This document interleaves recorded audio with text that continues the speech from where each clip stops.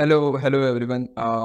मी प्रसन्न आणि आज आपण डिस्कस करणार आहोत व्होलॅटिलिटी ट्रेडिंग सेटअपबद्दल. ठीक आहे. सो युजली व्होलॅटिलिटी काय आहे आणि मोस्टली ही व्हिडिओ बनवण्याचं मागचं रिझन हेच आहे की प्रत्येकाला असं वाटतं की फक्त डिरेक्शन्सने आपण ट्रेड्स बनवू शकतो युजली मार्केटमध्ये, राईट. एक तर मार्केट बुलिश केला पाहिजे किंवा बॅरिश केला पाहिजे. पण आज जी कन्सेप्ट आपण कव्हर करणार आहोत ना, त्या कन्सेप्टमध्ये आपण व्होलॅटिलिटी काय आहे, त्याचे काही फॅक्टर्स किंवा त्याचे काही कॅरेक्टरिस्टिक्स आपण जाणून घेणार आहोत आणि सोबत आपण त्यासोबत ट्रेड्स कशा घेऊ शकतो. इवन थोडाफार आपण स्ट्रॅटेजीज पण कव्हर करणार आहोत की व्होलॅटिलिटी ट्रेडिंग सेटअपवर कोणत्या स्ट्रॅटेजीज आपण डिप्लॉय करू शकतो आणि काय ओव्हरऑल त्याचा बेनिफिट आहे आणि युजली व्होलॅटिलिटी ट्रेडिंग कधी आपण केली पाहिजे आणि कोणता टाईम बेटर असतो, राईट. सो नक्कीच खूप मजा येईल हा पूर्ण व्हिडिओ पाहिला तर. डेफिनेटली व्होलॅटिलिटीबद्दल जे काही थोडीफार गोष्ट माहिती असेल ते नक्की काहीतरी व्हॅल्यू पण ॲड होईल. आणि इवन तर ज्याला माहिती असेल व्होलॅटिलिटी काय आहे किंवा त्याच्यावर ट्रेड्स कसे घेतात ते सुद्धा इझिली शिकू शकतील या ओव्हरऑल व्हिडिओमध्ये. ओके. सो नक्की येईपर्यंत बघा. डेफिनेटली मेन म्हणजे स्ट्रॅटेजीचा पार्ट आहे, कारण कन्सेप्ट सगळ्याच्या क्लिअर असतात की हां मला माहिती ते व्होलॅटिलिटी वाढणार आहे कमी होणार आहे, पण ट्रेड्स कसे घ्यायचे, स्ट्रॅटेजीज काय बनवायचे ते कोणालाच माहिती नसतात, राईट. सो सगळं कव्हर करणार आहोत. ओके. डेफिनेटली मजा येईल. सो सुरुवात करूया व्हाईट बोर्डपासून आणि फर्स्टली आपण ना बेसिक्सपासून जाणार आहोत. सो बेसिक्सपासून जायला प्रत्येक व्हिडिओ जेव्हा तुम्ही माझ्याबरोबर आपण सगळ्या ह्याच्यातला बेसिक्समधून गेलो आहे. टूल इवन तो आपण एक्सप्लोअर करत असतो ना, तरी पण आपल्याला बघतो की आपण बेसिक्समध्ये त्या टूल्सचं लॉजिक समजलं, राईट. सो आता आपण व्होलॅटिलिटीबद्दल समजतो तर पहिला समजूया व्हॉट इज व्होलॅटिलिटी आणि त्या बेसवर कशा ट्रेड्स बनवायचे. ओके. सो सिम्पली जर मी ते व्होलॅटिलिटी ओके ना थोडं मोठं करतो. सो व्होलॅटिलिटी काय आहे? व्होलॅटिलिटीला जर एक सिम्पल वर्डमध्ये जर मी बघायचं म्हटलं किंवा एक थोडा सिम्पल एक्सप्लेनेशन द्यायचं म्हटलं तर व्होलॅटिलिटी म्हणजे इट्स अ मार्केट एक्सपेक्टेशन्स किंवा एक फिअर बोलू शकतो मी. ठीक आहे. एक्सपेक्टेशन काय की जेवढी जास्त व्होलॅटिलिटी तेवढा मोठा मोमेंटम येण्याचे चान्सेस आहेत. इधर ते बुलिश येणार किंवा बेरिश येणार, पण जास्त एक्सपेक्टेशन असतं की मार्केट मुवमेंट देऊ शकतो. फिअर का म्हणतात की लेट्स सी एक सिच्युएशन आपण बघूया की लेट्स सी कुठेही आपल्या ओव्हरऑल वर्ल्ड वाईडमध्ये कुठेतरी वॉर सिच्युएशन क्रिएट झालं. ओके. जसं इस्रायल वॉरचं मध्ये चालू होतं, तसं लेट्स सी पुन्हा एकदा कुठेतरी वॉर सिच्युएशन क्रिएट झालं आहे, तेव्हा काय होतं ना, व्होलॅटिलिटी जी आहे ना ती वाढते, राईट. सो व्होलॅटिलिटी ही नेहमी स्टॉक्ससाठी नेगेटिव्ह असते आणि कमॉडिटीजसाठी वगैरे ती एकदम पॉझिटिव्ह असते. का? कारण एक लॉजिक सिम्पल आहे. Let's see war situation create झाली तर आपल्या स्टॉक्सला किंवा करन्सीला त्याची व्हॅल्यू कमी होते, राईट. उद्या जर माझ्याकडे कोणते स्टॉक्स आहेत, मला स्टॉक्सला कोणी विचारणार आहे, पण माझ्याकडे गोल्ड असेल, सिल्वर असेल तर डेफिनेटली त्याला विचारणार, राईट. सो कमॉडिटीजसाठी व्होलॅटिलिटी कधीही पॉझिटिव्ह इम्पॅक्ट टाकते आणि जर मी स्टॉक्सबद्दल बघितलं, करन्सीबद्दल बघितलं किंवा इन्व्हेस्टमेंट्सबद्दल अदर इन्व्हेस्टमेंट बघितले नॅचरल रिसोर्सेस सोडून, सो त्यासाठी कुठेतरी एक नेगेटिव्ह व्होलॅटिलिटी असते, सेंटिमेंटचा हे असतो, इम्पॅक्ट नेगेटिव्ह असतं. ओके. सो म्हणजे ओव्हरऑल सांगण्याचं लॉजिक हेच आहे की जेव्हा जेव्हा व्होलॅटिलिटी वाढते तेव्हा मार्केट पडण्याचे चान्सेस जास्त असतात, मार्केट फॉल करण्याचे चान्सेस जास्त असतात. Okay. Okay. Now let's see जर व्होलॅटिलिटीचा उपयोग मी ऑप्शन्समध्ये करत असेल तर ऑप्शन्सवर त्याचा इम्पॅक्ट कसा येतो. सो सर्वात पहिली कॅरेक्टरिस्टिक्स आपण बघूया व्होलॅटिलिटीची जी असते ती असते मीन रिव्हर्टिंग. ओके. सो मीन रिव्हर्टिंग म्हणजे काही असं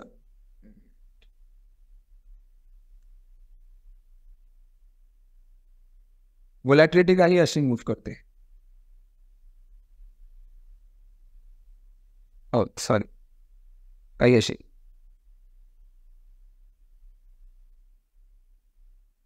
ओके. बघा, एक टॉप बनवणार परत मीनकडे येणार, परत एक टॉप बनवणार परत मीनकडे येणार. ओके. सो व्होलॅटिलिटी काही अशी यूज करते. ओके. जर तुम्ही याच्यात नीट पाहिलात ना तर व्होलॅटिलिटीचा एक नेचर आहे, तो आहे स्टिकी नेचर.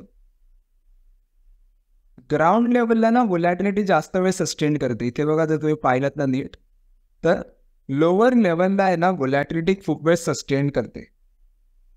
ओके, सो पहिला कॅरेक्टरिस्टिक काय, it is a mean reverting in nature. Volatility ही नेहमी मीन रिव्हर्टिंग असते.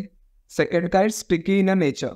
लोअर लेवलला खूप वेळ जास्त वेळ व्होलॅटिलिटी सस्टेन करते. आणि जेव्हा जेव्हा ती हायर लेवलला जाते तेव्हा एक क्विक फॉल येतो व्होलॅटिलिटीमध्ये. जास्त वेळ सस्टेन नाही करणार. म्हणजे व्होलॅटिलिटी तुम्हाला कधी अशी नाही दिसणार, अशी वाढणीमध्येच मग सस्टेन करते हायर लेवलला, परत खाली आली, परत असं तुम्हाला ग्राफ नाही दिसणार कधी. ओके, सो पहिली काय आहे, मीन रिव्हर्टिंग. सेकंड काय आहे, it's a sticky in a nature. Okay, दुसरी गोष्ट सांगायची म्हटली तर व्होलॅटिलिटी जी असते ती प्राईजवर, व्होलॅटिलिटी प्राईजवर आहे ते नेगेटिव्ह इम्पॅक्ट करते. आणि व्होलॅटिलिटी जी आहे ना ती प्रीमियमवर. ओके, सो व्होलॅटिलिटीचा जो असतो तो प्राईजवर मोस्ट ऑफ द टाइम किंवा मोस्ट ऑफ द टाइम याचा नेगेटिव्ह इम्पॅक्ट असतो. आणि प्रीमियम जे ऑप्शन प्रीमियम असतात त्याच्यावर पॉझिटिव्ह इम्पॅक्ट असतो. ओके, म्हणजे इनफॅक्ट काय जर मी बघायचं म्हटलं तर जेव्हा जेव्हा व्होलॅटिलिटी वाढते तेव्हा तेव्हा ऑप्शन्स प्रीमियमचे प्राइजेस वाढतात, प्रीमियम प्राइजेस वाढतात. ओके, जेव्हा जेव्हा व्होलॅटिलिटी वाढते तेव्हा तेव्हा प्रीमियम्स वाढतात. कोणाचे वाढणार आता, फक्त कॉलचे वाढणार का किंवा फक्त पुटचे वाढणार का, दोघांचे वाढणार. कॉल अँड पुट दोघांचे प्रीमियम्स वाढतात. सो त्यामुळे बघा कधीही जेव्हा इवन द वॉर सिच्युएशन असेल किंवा रिझल्ट्स कंपनीचे असतील, अर्निंग डिसाईड होत असतील, तेव्हा ना व्होलॅटिलिटीचा इम्पॅक्ट वाढतो. स्टॉकचे प्राइजेस, कॉल आणि पुट ऑप्शनचे प्राइजेस वाढतात. It is the reason. त्याचं रिझन हेच असतं की व्होलॅटिलिटीचा इफेक्ट. ओके, सो हा झाला सेकंड किंवा थर्ड कॅरेक्टरिस्टिक. ओके, आता दुसरी गोष्ट म्हणजे चौथी जी आहे व्होलॅटिलिटीची कॅरेक्टरिस्टिक ती आहे की व्होलॅटिलिटीचा जो इम्पॅक्ट असतो तो मॅक्सिमम इम्पॅक्ट असतो ATM स्ट्राईक्सवर. ॲट द मनी स्ट्राईक्सवर व्होलॅटिलिटीचा जास्त इम्पॅक्ट पडतो. ओके, व्होलॅटिलिटीचा इम्पॅक्ट जो असतो तो ॲट द मनी स्ट्राईक्सवर जास्त असतो. सो लेट्स सी ATMवर का असतो, कारण ATM ही एक अनसर्टन स्ट्राईक्स आपण म्हणतो त्याला, कारण त्याची प्रोबॅबिलिटी जी क्लोज होण्याची असते ना ती 50-50 असते, in the money out of the money, right.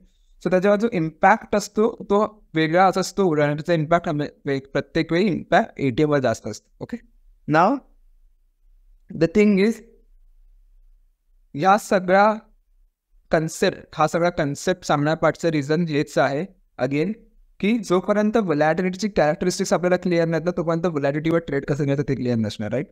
So जर हे कन्सेप्ट क्लिअर असेल तर डेफिनेटली पुढे जाऊन जे आपण ट्रेड्स बनवणार आहात किंवा ट्रेड करणार आहोत ना ते डेफिनेटली यूज होणार तुमच्या एक कन्सेप्टसाठी किंवा अदर थिंगसाठी, right. So let's come to the point. Okay, की जेव्हा जेव्हा व्होलॅटिलिटी वाढते तेव्हा तेव्हा मला समजलं की प्रीमियम्स वाढतात. जेव्हा जेव्हा व्होलॅटिलिटी कमी होते तेव्हा तेव्हा समजलं मला प्रीमियम्स पडतात. ना व्होलॅटिलिटी वाढण्याने प्रीमियम वाढणार मला माहिती आहे, पण प्रीमियम वाढण्याने कोणाला प्रॉफिट होतो, कॉल बायरला की सेलरला? ऑफकोर्स कॉल बायरला, राईट. का, कारण जेव्हा जेव्हा प्रीमियम वाढणार तेव्हा तेव्हा त्याचा ओव्हरऑल जो प्रीमियम पे करायचा त्याच्यापेक्षा वाढला तर डेफिनेटली तो त्या प्राईसवर निघून जाणार, राईट. सो कॉल बायरसाठी आणि पुट बायरसाठी व्होलॅटिलिटी वाढण्याने फायदा असतो आणि तोच कॉल सेलरसाठी आणि पुट सेलरसाठी व्होलॅटिलिटी ड्रॉप झाल्यामुळे फायदा असतो, राईट. सो युजली जर मला ट्रेड बनवायची असेल तर इट इज नॉट सिम्पल की मी प्रत्येक स्टॉकमध्ये जाऊ किंवा त्याचा व्होलॅटिलिटी इम्पॅक्ट काय, त्याचा व्होलॅटिलिटी काय किंवा डेली मी ट्रॅक करून की त्याच्यात व्होलॅटिलिटीचे चेंजेस किती आहेत, right. Which is difficult, right, कारण आपल्या FNO बास्केटमध्ये ऑलमोस्ट 182 FNO स्टॉक्स आहेत, राईट. सो प्रत्येक स्टॉक्सला जाऊन आयडेंटिफाय करणं, ट्रेड बनवणं it is not that much simple, right. So आपल्याकडे काही असे डेटा पॉईंट आहेत जे तुम्हाला व्होलॅटिलिटी बेसवर ट्रेड्स फाइंड आउट करायला हेल्प करतील. सो एकदा मी क्वांटसॅपची स्क्रीन ओपन करतो. सो क्वांटसॅपची होम स्क्रीन तुम्हाला ओके. सो क्वांटसॅपची होम स्क्रीन मला कशी दिसेल? ओके, सो आपल्याला काय करायचं, जर व्होलॅटिलिटी सेटअपवर जायचं असेल तर आपल्याला ट्रेडिंगवर यायचं आहे. ट्रेडिंगवर तुम्हाला इथे क्वांट मॉडेल्स मिळतील. क्वांट मॉडेलवर तुम्हाला इथे लास्ट आणि वॉल ट्रेड आहे. ओके, सो मी वॉल ट्रेडरवर क्लिक करतो. नाव जे आता आपण इथे बघितलं की जेव्हा जेव्हा व्होलॅटिलिटी वाढणार तेव्हा तेव्हा काय होणार, प्रीमियम्स वाढणार. जेव्हा जेव्हा शॉर्ट व्होलॅटिलिटी तेव्हा प्रीमियम्स कमी होणार, राईट. सो कोणत्या स्टॉक्समध्ये व्होलॅटिलिटी वाढते किंवा कमी होते कसं आयडेंटिफाय करतो, वॉल ट्रेडर त्यासाठी हेल्प करतो. सो लॉंग व्होलॅटिलिटीचा सिग्नल आणि शॉर्ट व्होलॅटिलिटीचा सिग्नल असे दोन सिग्नल इथे येतात. ओके, लॉंग मीन्स व्होलॅटिलिटी वाढणार आहे, शॉर्ट मीन्स व्होलॅटिलिटी कमी होणार आहे. कोणत्या स्टॉकमध्ये होणार आहे लॉंग व्होलॅटिलिटी? HDFC AMC मध्ये. सिग्नल IB काय आहे? 28.25. सिग्नल रेट काय आहे? 10.524. Okay, so signal IB means त्या पर्टिक्युलर स्टॉकची ATM IB काय आहे ते तुम्हाला सांगतोय. ओके, सो लेट्स सी, मला समजलंय की मी तिकडे जाऊन लॉंग व्होलॅटिलिटी होणार त्या स्टॉकमध्ये जाऊन. सो मी काय करणार, ATM कॉल आणि पुट दोन्ही बाय करणार. ओके, दॅट मीन्स व्हॉट, मी एक लॉंग स्ट्रॅटेजी बनवणार. ओके, सो फायदा त्याचा असा होणार की लेट्स सी, आज माझी व्होलॅटिलिटी आहे 28.25%. जसं दुसरा दिवस मार्केट ओपन तसे ती शूटअप करणार 30-35 वर. सो काय होणार, शॉर्ट व्होलॅटिलिटी लॉंग व्होलॅटिलिटीचा इम्पॅक्ट माझ्या प्रीमियमवर दिसणार आणि त्यामुळे प्रीमियम्स वाढणार. ओके, एक सिम्पल अजून एक सोप्या पद्धतीमध्ये मी घेतो. एकदा टूल्सवर येतो, ऑप्शन्स कॅल्क्युलेटरवर. ओके, लेट्स सी, मी निफ्टी घेतो. एक जोपर्यंत आपण एक्झाम्पल घेतो ना तोपर्यंत आपल्याला समजणार नाही कसं चालू आहे. सो निफ्टी मी घेतो इथे. निफ्टीमध्ये लेट्स सी मी एक्सपायरी घेते 16 मे. ओके, आणि स्ट्राईक मी घेतो ATM स्ट्राईक. सो आज 11 तारखेला जर मी रेकॉर्ड करतो तेव्हा which is almost market closing day आहे सॅटर्डे आहे. सो मार्केट फ्रायडेला क्लोज झाले 2273ला. सो ATM माझा करंटली बनते 22,050च्या आसपास, राईट. सो लेट्स सी मी व्होलॅटिलिटी घेतोय 20%. ओके, 20%ची व्होलॅटिलिटी आहे मार्केटमध्ये. एक्झाम्पलसाठी घेतोय 20% नंतर आणि मी कॅल्क्युलेट करतो. ओके, यू कॅन सी, जर हे सगळे इनपुट्स असतील ना तर माझा कॉल आणि पुटचा प्रीमियम किती होतोय? 217.75 कॉलचा आहे आणि पुटचा किती आहे? 194.70. ओके ओके, ना मी काय करतोय, पहिली केस घेऊया लॉंग वॉलची. मी व्होलॅटिलिटी 5% वाढवली, 20ची झाली 25. किती झाली? 269 झाली आणि 246 झाली. वाढला, प्रीमियम्स वाढले.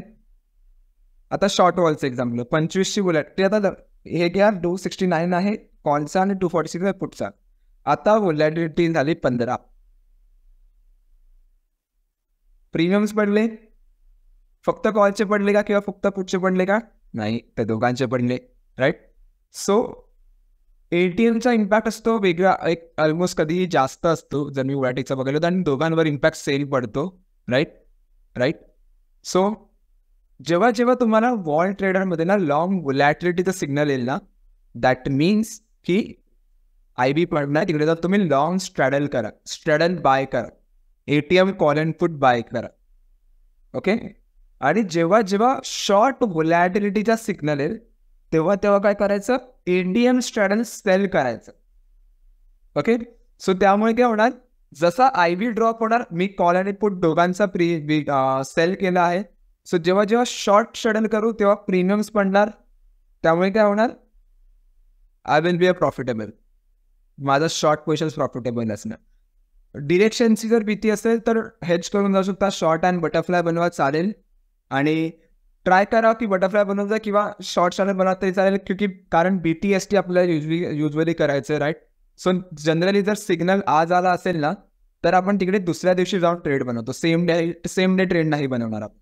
ओके, लेट्स सी मला 10 तारखेला सिग्नल आले तर 10 तारखेच्या एंडिंगला मार्केट क्लोज होण्याच्या 5 ते 10 मिनिटं आधी किंवा मॅक्झिमम 15 मिनिटाच्या आधी मी जाऊन ट्रेड बनवणार. ओके, त्यामुळे काय होणार, ATM जनरली 5-10 मिनिटं तेवढा चेंज नाही होणार, राईट. पण जरी एखाद्या केसमध्ये चेंज झाला पण मॅक्झिमम टाइम आपण जेव्हा तिकडे जाऊन शॉर्ट स्ट्रॅडल बनवू किंवा लॉंग स्ट्रॅडल बनवू, दुसऱ्या दिवशी मार्केट ओपन होणार तेव्हा IB फॉल किंवा वाढणार, त्यानुसार आपला PNL बघणार, राईट. आणि एक छोटंसं अजून डिटेलमध्ये गेलं तर मी सजेस्ट करेन की try to go with the short volatility trades. Short vol ट्रेड्समध्ये जास्त जा, कारण त्याचं नेचर बघा, व्होलॅटिलिटीचा नेचर जो आपण बघितला ना, स्टिकी नेचर असतो. ग्राउंड लेवलला तो खूप वेळ सस्टेन करतो, राईट. सो स्टिकी नेचर असल्यामुळे काय होणार की लॉंग व्होलॅटिलिटीमध्ये सिग्नल मिळत असेल तर त्याने 2-3 दिवस जर टाइम घेतला राईट की व्होलॅटिलिटी वाढण्यामध्ये तुमचा थीटा डिकेवर कुठेतरी पोझिशन्स इम्पॅक्ट होतील राईट. सो त्याच्यामुळे काय होणार, तुमचा PNL जो आहे तो नेट लॉसमध्ये जायला सुरुवात होणार right. So try to go with the short vol trade, कारण व्होलॅटिलिटी एकदा शूटअप झाली ना तर जास्त सस्टेन नाही करते, लगेच फॉल देते. सो त्याचे जे चान्सेस आहेत ट्रेड बरोबर जाण्याचे त्याची कुठेतरी वाढते आपले chances right. So try to go with the short vol trades rather than the go with the long vol trades. Okay. आणि जर एखादा मेन निफ्टी जर निफ्टी होतं सन टीव्हीवर बघा खूप चांगला रिझल्ट आला ह्याचा ओव्हरऑल व्होलॅटिलिटीचा. सो रिसेंट सिग्नल 21.3च्या आसपास दिलेला, त्याच्या आधी पण एक ओव्हरऑल चांगला रिटर्न आहे व्होलॅटिलिटीचा सन टीव्हीवर तरी. इवन जर मी निफ्टीचं बघायला गेलं तर निफ्टीवर लेट्स कुठे इम्पॅक्ट आहे का व्होलॅटिलिटीचे सिग्नल्स. सो निफ्टीवर पण विच इज फाईन खूप लॉंग वॉलचे सिग्नल, शॉर्ट वॉल बघा खूप चांगले चालले आहेत. रिझन बघा मी म्हणालो ना लॉंग आणि शॉर्ट वॉलचे हेच रिझन आहे. लॉंग वॉलचं सिग्नल आलं बघा 22 तास, 2 दिवस मोमेंटमने आलं, 1% वरती ड्रॉप पण झाली. सो प्रीमियम्स पण तिकडे तुमचे कमी होऊ शकतात because of theta as well right. पण शॉर्ट वॉल ट्रेड बघा 28चा आला आहे, 29ला लगेच चांगला आहे, 29ला एक्झिट पण दिलं, 4.5%चा ड्रॉप देऊन right. So reason behind is that short vol trade ह्यासाठीच आपल्याला करायचं आहे कारण तो जास्त वेळ सस्टेन नाही करत एक लेवलनं. So try to go with the short vol trade. आणि जनरली स्ट्रॅडल विकायचंच आहे. मोस्ट ऑफ द जण विचारतील स्ट्रँगल विकलं तर काय, स्ट्रँगल चालेल पण बघा OTMवर ना तेवढा इम्पॅक्ट नाही येणार राईट.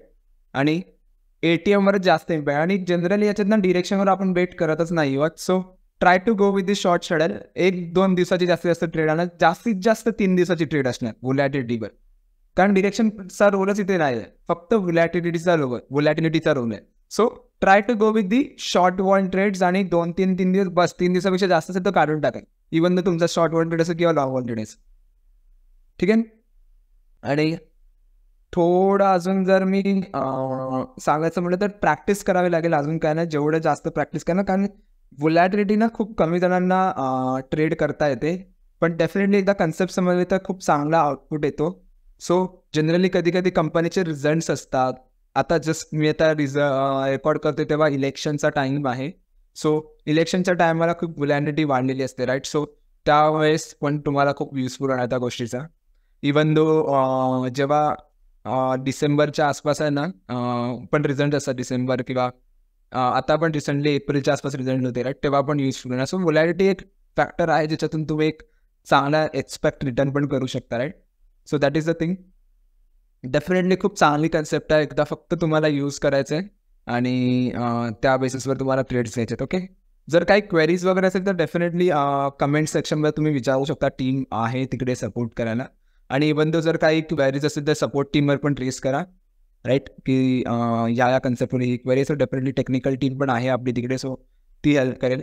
आणि व्हिडिओ आवडला असेल तर नक्की लाईक आणि कमेंट तर नक्कीच करा कसा वाटणार. इवन जर तुम्हाला काही नवीन कन्सेप्ट जाणून घ्यायचे असतील specially in Marathi right, so आपण सिरीज सुरू केली मराठीची, सो स्पेशली मराठीचे जर करायचं असेल तर नक्की कमेंट करा, आपण नक्की त्याच्यावर ट्राय करू व्हिडिओज बनवणे. Okay. Thank you so much everyone, thank you so much for your time. Bye bye.